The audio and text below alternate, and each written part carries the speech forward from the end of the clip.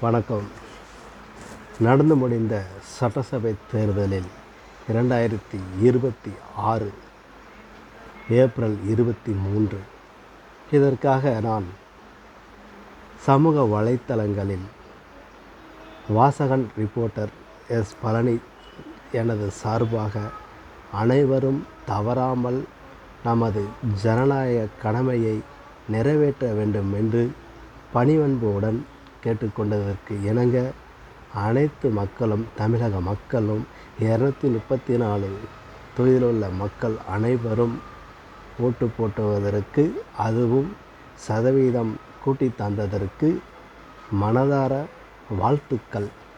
இன்னும் 100% வர வேண்டும் அடுத்து வரக்கூடிய எலெக்ஷன்லையும் என்று சொல்லி கேட்டுக்கொள்கிறேன்.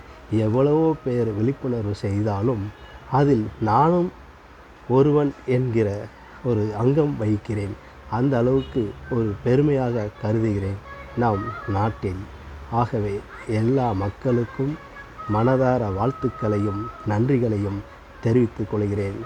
உங்கள் வாசகன் ரிப்போர்ட்டர் எஸ். பழனி. நன்றி.